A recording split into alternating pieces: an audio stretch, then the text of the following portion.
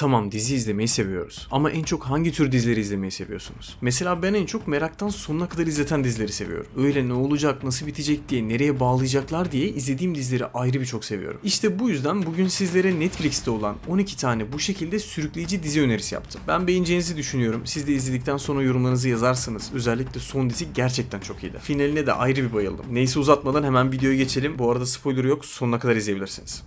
Stranger Things'i seviyoruz ve onu izlerken keşke bu dünyayı sürekli ergenler değil de biraz da hayatın sillesini yemiş, kaybedecek hiçbir şey olmayan huysuz ihtiyarlar kurtarsa dediğiniz oldu mu? İşte dizinin yapımcıları Duffer kardeşler de tam olarak böyle düşünmüş ve bu diziyi yapmışlar. Olayımız şu: çölün ortasında sanki eski bir nükleer test alanının üzerine kurulmuş gibi izole ve tekinsiz bir emekli kasabasındayız. Buraya karısını yeni kaybetmiş, hayattan zerre keyif almayan, inanılmaz huysuz bir adam taşınıyor. Adamımız sadece sessizlik isterken bu sakin topluluğun ardında yatan çok tuhaf ve doğaüstü bir sırra denk geliyor. İşte en can alıcı ve sürükleyici tarafıysa bu gizemi çözmek için etrafta uçan kaçan süper kahramanların olmaması. Onların yerine bu yaşlılar var. Ve şöyle de bir şey var: bunlar bu olayı kimseye anlatamıyorlar. Anlatsalar bile dışarıdaki herkes onlara bunamış gözüyle bakıp geçecekler. Yani işte kimse onlara inanmıyor, artık yapayalnızlar. İzlerken o tecrit hissiyle gerilirken bir yandan da karakterlerin o huysuz görmüş geçirmiş tavırlarını keyifli izleyeceksiniz. Yani 2026 yapımı bu dizi yetişkinler için yapılmış güzel bir macera dizisi. Eğer gizemi yavaş yavaş çözülsün, zekice yazılmış karakterlerle de tempoyu sürekli diri tutsun diyorsanız hafta sonu tek oturuşta bitirmelik bu diziye kesinlikle şans verin. Bu arada ikinci diziye geçmeden daha fazla böyle öneriler için videoyu beğenip abone de olursanız çok sevinirim. Şu kanalı biraz büyütmemiz lazım. O yüzden desteklerinizi bekliyorum. Hadi sıradaki diziye geçelim.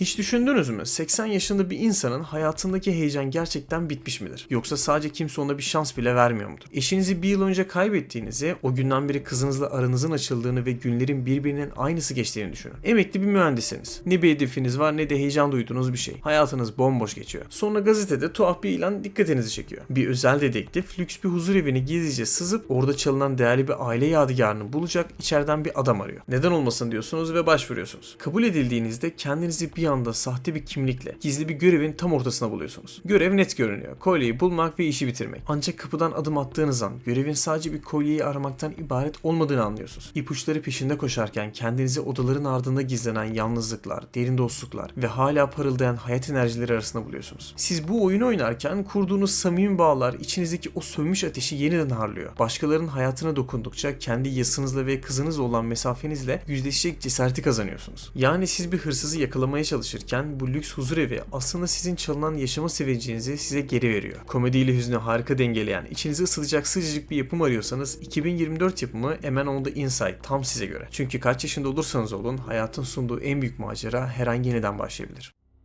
Kusursuz görünen bir aile birbirini korumak için ne kadar ileri gidebilir? İşte bu dizi bu rahatsız edici soruyu alıp resmen yüzünüze tokat gibi çarpıyor. Dışarıdan baktığınızda kusursuz görünen saygın bir baba, başarılı bir anne ve 19 yaşında dünya tatlısı bir kızdan oluşan İsveçli bir ailemiz var. Ancak sıradan geçen bir gece her şey paramparça oluyor. Kızları kendinden çok yaşça büyük zengin bir adamı vahşice katletmek ile suçlanarak polisler tarafından tutuklanıyor. İşte dizimiz de tam burada başlıyor. Biz olayları sırasıyla babanın, annenin ve kızın gözünden 3 farklı açıyla izliyoruz. Herkesin birbirine yalan söylediği, herkesin kendi içinde korkunç sırlar sakladığı bu karanlık yapıda kim doğru söylüyor, asıl suçlu kim diye düşünürken için içinden çıkamaz halde buluyoruz kendimizi. Eğer suç gerilimlerini ne olacak diye düşündüren mahkeme süreçlerini ve aile içi psikolojik savaşları seviyorsanız 2023 yapımı o soğuk İsveç dizisi A Nearly Normal Family size isteklerinizi sonuna kadar verecektir. Tavsiye ederim.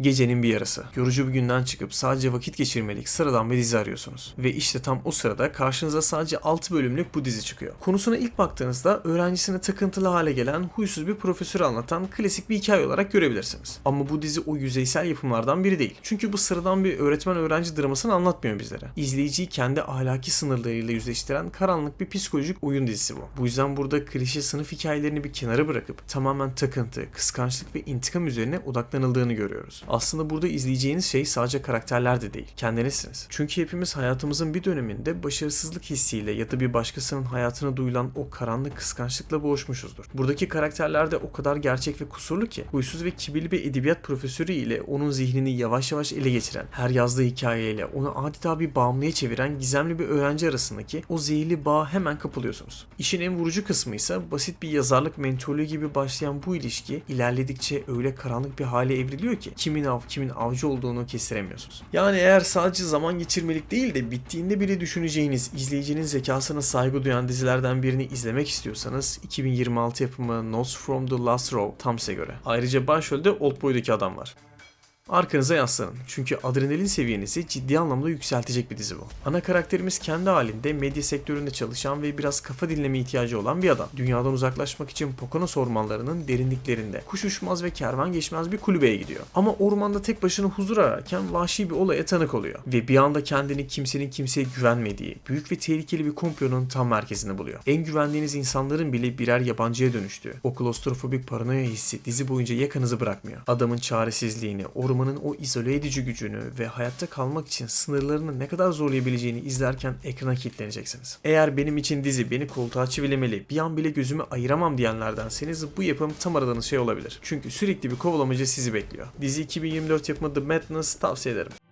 Bu son zamanlarda en dikkat çeken Kore dizilerinden biri. Eğer sizi sadece aksiyonuyla değil, anlattığı konuyla da düşündüren dizileri seviyorsanız bunu da listenize alabilirsiniz. Dizi günümüzün eğitim sistemine oldukça sert bir yerden yaklaşıyor. Öğretmenlerin otoritesini tamamen kaybettiği, zorbaların sıradanlaştığı ve kimsenin müdahale edemediği okullarda geçen bir hikaye. İlk bölümünden itibaren sizi karanlık bir atmosferin içine çekiyor. İşler kontrolden çıktığındaysa devreye normal yöntemlerle değil, kendi kurallarıyla hareket eden özel bir ekip giriyor. Dizinin en sevdiğim tarafı bunu sadece aksiyon üzerine kurmaması. Her bölümünde farklı bir okul vakası üzerinden ilerlerken hem öğrencilerin hem de öğretmenlerin yaşadığı baskıyı farklı açılardan göstermeye başarıyor. Bu yüzden izlerken sürekli gerçekten böyle şeyler yaşanıyor olabilir mi diye düşünüp duruyorsunuz. Ve gerçekten de çoğusu yaşanıyor. Özellikle okul zorbalığı, aile baskısı ve sosyal medyanın etkisini işleyiş biçimi oldukça etkileyiciydi. Aksiyon sahneleri de tempoyu sürekli yüksek tutarken gizem ve gerilimi de bir an olsun düşmüyor. Eğer siz de sürükleyici ve adalet duygusunu ön plana çıkaran dizileri seviyorsanız bu diziye de bir şans verin. Dizi bu sene çıktı. Güzeldi yani, ben beğendim, size de tavsiye ederim.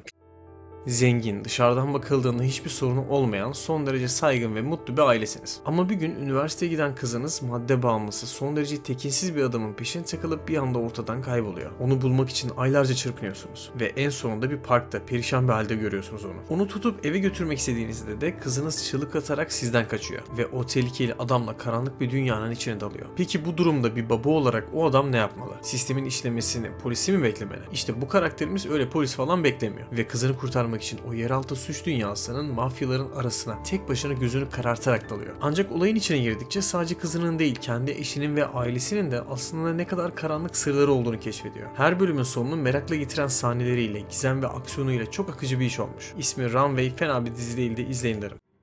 Şimdi biraz eskilere gidiyoruz. Ama inanın bana bu dizi bugün bile televizyon tarihinin en çarpıcı casusluk gerilimlerinden biri olarak biliniyor. Ortada yıllardır Irak'ta esir tutulan, işkence gören ve artık yaşamadığı sanılan bir Amerikan askeri var. İşte bu adam bir gün aniden kurtarılıyor ve ülkesine bir milli kahraman olarak dönüyor. Ama CIA'de çalışan zeki ve bir o kadar da ağır bir psikolojik sorunları olan ajanımızın kafasında tek bir soru yankılanıyor. Bu adam gerçekten bir kahraman mı? Dizideki bu şüphe o kadar muazzam işleniyor ki dizi boyunca taraf değiştirmekten resmen başınız dönüyor. Bir bölüm adamı acıyıp kesinlikle masum diyorsunuz. Ertesi bölüm burada kesin bir oyun var diye ayağa fırlıyorsunuz. Yani Orta Doğu politikalarını ve istihbarat oyunlarını seviyorsanız bunu izlemeniz lazım. Dizi 2011 yapımı Homeland. İzleyenlerden de yorumlarını bekliyorum. Listede artık sonlara yaklaşırken tansiyonu iyice yukarı çıkarıyoruz. Sırada 2. Dünya Savaşı ya da klasik Amerikan casus hikayelerinden sıkılanlar için Almanya'dan gelen 6 bölümlük sürükleyici bir dizi var. Şimdi anlatacağım yapımın çok güçlü yönleri olduğu gibi bazı eksiklikleri de var. Ama merak etmeyin, her zamanki gibi neyle karşılaşacağınızı dürüstçe söyleyeceğim. Eşinizle birlikte sıradan ve sakin bir hayat sürmeye çalışan evli bir çift olduğunuzu düşünün. Ama aslında ikiniz de eski gizli ajansınız. Ve tam 16 yıl önce başarısızlıkla sonuçlanmış bir görevi peşinizi bırakmıyor. İşte böylece karakterimiz kızlarını güvende tutmak için arkalarında bıraktıklarını sandıkları o karanlık entrika dünyasına mecburen geri dönüyorlar. Dizinin en güçlü olduğu yerler kesinlikle açılışı, final temposu, gerçekçi dövüş sahneleri ve başrol oyuncusunun muazzam performansı. Kısacası şu an Netflix'e yayınlanan bu dizi, ortalarındaki o dramlara takılmadan izlerseniz başı, sonu ve gerçekçi atmosferiyle şans verilebilecek bir Alman yapımı. Mutlaka listenize ekleyin ve izlerseniz yorumlarınızda yazmayı unutmayın. Şimdi kurguyu, yazılmış senaryoları bir kenara atıyoruz. Çünkü bu izleyeceğiniz şey baştan sona tamamen gerçek. İnternette dolaşan isimsiz karanlık bir video ile başlıyor. Yüzü görünmeyen bir adam yavru kedilere zarar verdiği bir video yayınlıyor. Ve dünyanın dört bir yanında bilgisayar başındaki o insanlar Facebook gruplarında bir araya gelip bu psikopatı bulmaya ant içiyorlar. Başta sadece bir grup insanın amatörce internette iş sürmesi gibi başlayan hikaye öyle kan donduran, öyle tehlikeli bir insan avına dönüşüyor ki izlerken bunu bir senarist yazsa inanmazdık diyeceksiniz. Olayların nerelere vardığını ve yakalamayı düşündükleri psikopatın peşinden neler bulduklarını görünce çok şaşıracaksınız. Aslında bu bir belgesel serisi ama inanın bana piyasadaki çoğu gerilim dizilerinden 100 kat daha sürükleyici olabiliyor. İzlemeye başladığınız an başından kalkma ihtimaliniz sıfır. Kesin izleyin ve yorumlarınızı bekliyorum. Listemizin 2 numarasında haksızlık ve intikam duygusunun tavan yaptığı inanılmaz bir iş var. Küçük çocuğunu katletmekle suçlanan hüküm giymiş bir babanın yıllar sonra oğlunun aslında hayatta olabileceğini öğrenmesiyle başlayan bir hikaye düşünün. Netflix'in en yeni uyarlamalarından biri olan I Will Find You tam olarak bu merak uyandırıcı soruyla başlıyor. Bu 8 bölümlük dizi izleyicinin ilgisini ilk dakikadan itibaren çekmeyi başarıyor. Aslında bu dizide izleyeceğiniz ilk şey sadece hapisten kaçıp gerçeğin peşine düşen bir adamın aksiyonu değil. Bir babanın evladı için imkansızı nasıl mümkün kılabileceği. Dizi her bölümünde temposunu sürekli arttıran o ters köşeleri, küresel komplo ağları ve asla düşmeyen heyecanıyla kapılıp gideceğiniz bir dizi. Bu yüzden sadece bir bölüm izleyip yatacağım deseniz bile kendinizi bir oturuşta bütün diziyi bitirmiş halde bulabilirsiniz. Dizinin ismi 2026 yapımı I Will Find You. Peki siz nasıl buldunuz?